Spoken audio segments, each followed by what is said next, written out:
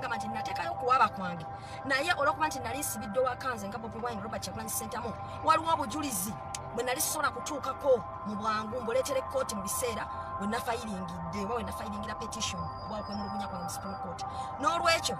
nga Bobi Wine asaba kkooti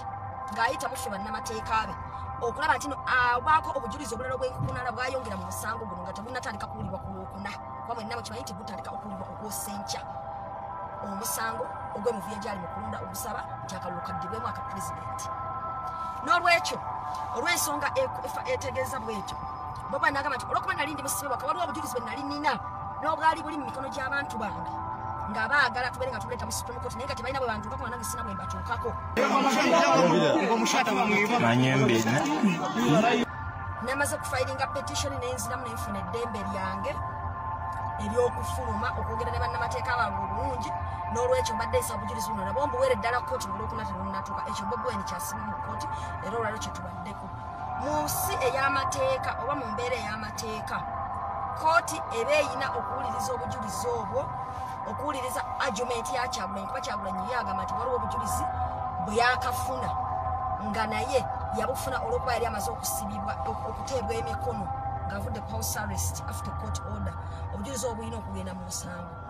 abawolereza President Museveni mu kkooti balooya be n'abawolereza Electoral Commission n'abawolereza Attorney General omuwabi wa gavumenti bo bagamba nti tekyetaagisa kuleeta bujulizi bupya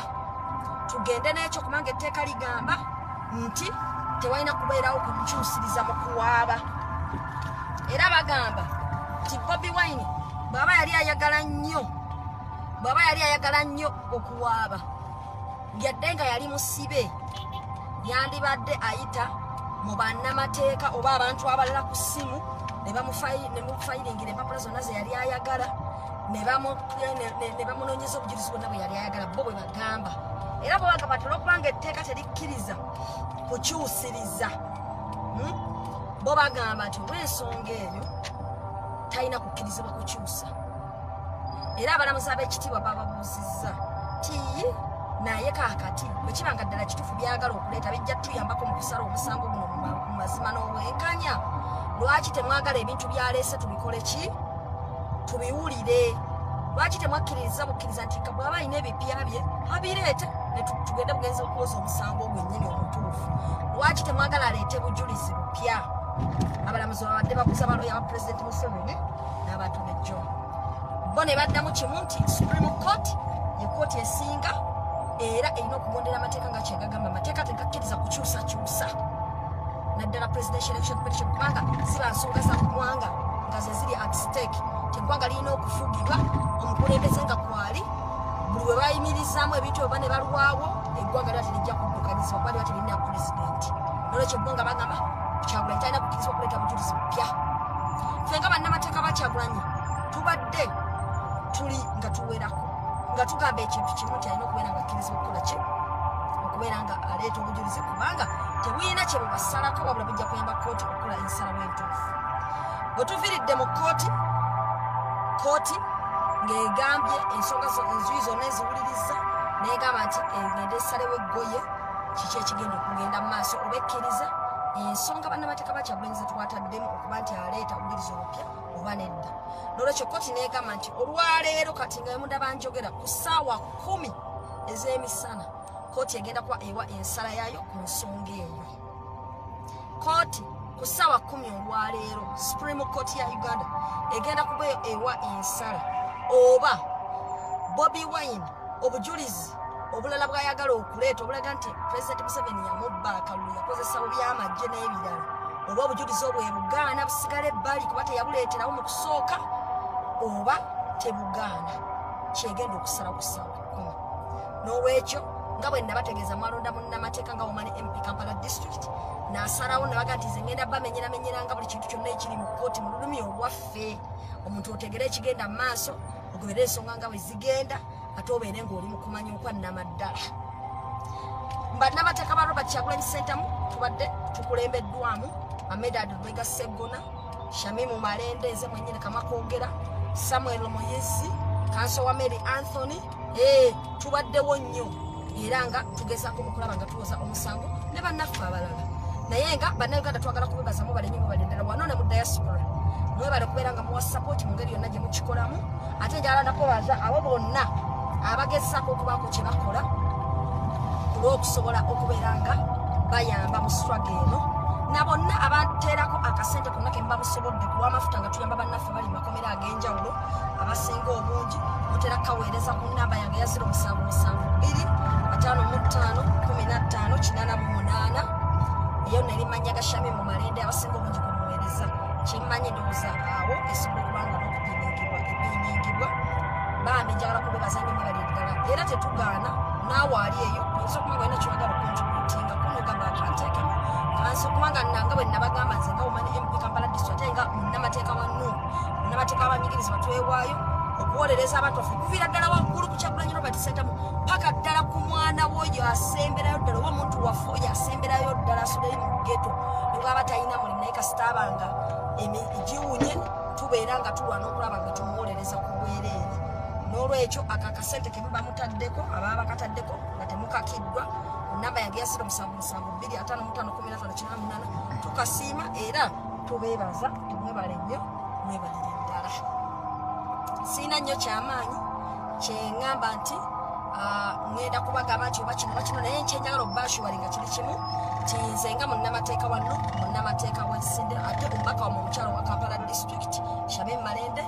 nja kusigala nga nnyimirira ku mazima n'obwenkanya ate mu kiseera kyekimu nja kusigala okubeera nga sibalyamu lukwe ate mu kiseera kyekimu nja kubeera nga nkozesa professioni yange oba omulimu gwange ogw'obunnamateeka okuyamba buli abannayuganda abatalina mwasirizi okubawolereza ku bwereere okubamenyenamenya ku nsonga zino nga mbadde muziraba eza kkooti abamu nga temubitegeera mubirengera bulengezi nemulinda ne baba niwagala okumanya ekintu mu bujjuvu bwakyo wano ku kipeji yange yashamimani nojja kubanga okifuna nga kimenyeddwa bulungi mu lulimi lwotegeera so ekyo kyenjagala obbagamba mpozi ku bannaffe abayinza okuba nga bagoberera naye nga bayisobola kutegeera lunyanyi oba oluzungu yes I'm going to try and cut it down for them in brief. Shamim Malende is my name, the NUP lawyer, one of Kyagulanyi's lawyers, the current woman member of Parliament for Kampala District 2021-2026 on the National Unity Platform. And now, my concern today, or my issue today, is that I'm here to brief you about the presidential petition. I just 2021, in which I was voted as the incumbent, and Robert Kyagulanyi Ssentamu. So by the time the voting was done, Electoral Commission declared President Yoweri Museveni as the winner and Kyagulanyi coming second. So Robert Kyagulanyi Ssentamu, after consulting with his lawyers and change seekers and other technocrats and elders and everything, and actually everyone necessary, he decided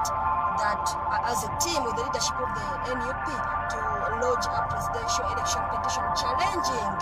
President Yoweri Museveni, challenging the way the elections were conducted, and Kyagulanyi is telling the Supreme Court of Uganda that the elections were not fairly conducted, they violated basic human rights. He was denied to reach some places where he could not campaign. His campaign team was arrested, were tortured, the army was involved, there was a lot of intimidation, he didn't have access to his lawyers, he was put under house arrest and all that. So Kyagulanyi saying that in view of all those circumstances, he's saying that the elections be that were conducted in 2021, the presidential elections, should be nullified, and the by-election should be conducted between him and President Museveni. So today we were in court. Today we went to the Supreme Court to hear the application because Robert Kyagulanyi Ssentamu filed an application to amend. Yeah, Robert Kyagulanyi Ssentamu filed an application to amend his petition with a view of bringing some other evidence that would help in determining the main election petition. Because Kyagulanyi is telling the Supreme Court, that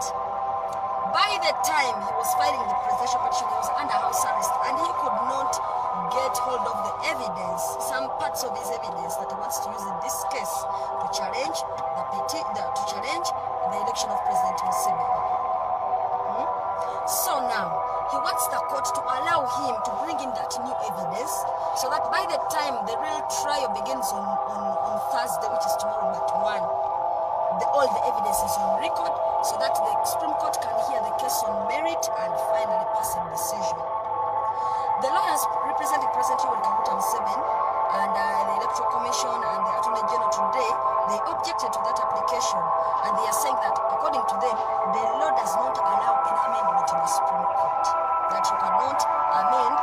your petition or even bring in other evidence which you did not find at the beginning.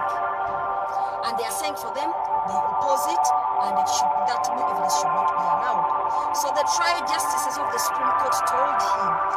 they told the lawyers for President Museveni and Attorney General and the Electoral Commission that, but why didn't you just concede to this application so that we get that evidence on record and then we just proceed with hearing the merits of the main presidential election petition? And for them, they are saying that no, the Supreme Court must act as an example and should not just allow people to bring evidence just like that, additional evidence. So today at 4 p.m., we are going back for the court ruling, the Supreme Court ruling on that matter, whether Kyagulanyi should be allowed to bring in new evidence before this case starts on Monday. That is basically in brief. But maybe what I can add, I also want in English, I want to thank the people that have helped me and people that have sent something on my phone for purposes of helping in fuel, to bail out our imprisoned comrades and abducted comrades. Thank you so much. I know you're doing it, and most of you are sending it on my mobile money number, which is 0772 55 15 88. It is in my name of Shabi Marede. I just want to thank you so much for that contribution. I really use it because I do pro bono services across the country, so which is really free. So I want to thank you for your contributions that you usually make every time. And then now, bananga balungi njagala kubasiibula kubanga tulina okugenda ne tufresh naffe ne tunywa